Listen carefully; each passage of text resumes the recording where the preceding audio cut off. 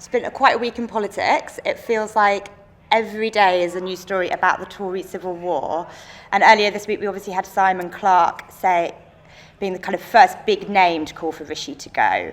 What did you think when you read Simon's piece? It's not for me to get involved in that sort of nonsense. It's not a civil war, Kate, really, when it's just one man.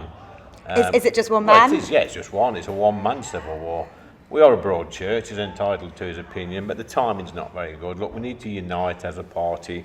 The common enemy here is the Labour Party, not our own people. So it's unfortunate that Simon said that. I've got a lot of time and respect for Simon, but he probably just needs to rein it in a little bit and get behind all of us in Parliament to make sure that we do well in the elections in May and ultimately in November. Make sure that we win and keep the keys to Downing Street. So when he says you're heading for a massacre with Rishi, he's wrong?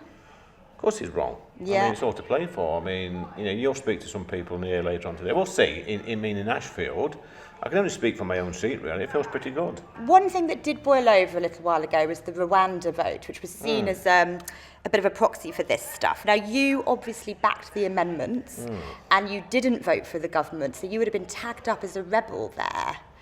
But you said you regretted not voting for the government. Well, I mean, why was that, Lee? Well, I've explained this many times. I backed the amendments because I didn't think the bill was strong enough. Government, or the boss says it is strong enough. We're going to have to take his word for it and make sure that we get behind him and make it work. Because ultimately, it's costing us, it's costing some support in the country. We know that illegal migration is a problem for us. The reason I abstained, I couldn't vote for the bill at the time. I just thought it's not strong enough.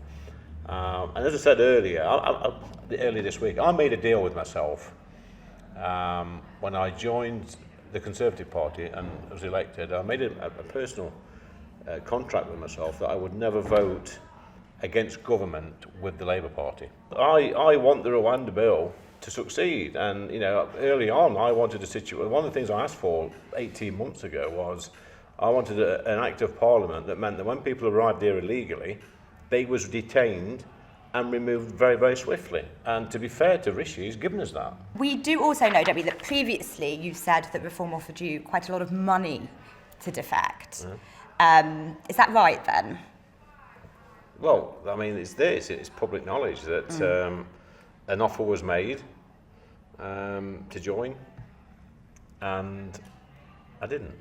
Nigel Farage come back, would that be a problem for you, for this Conservative Party? Look, Nigel Farage has been probably the most influential politician ever not to sit in Parliament. He has, there's no doubt about that. It's a stark choice at the next election. It's a massive choice. I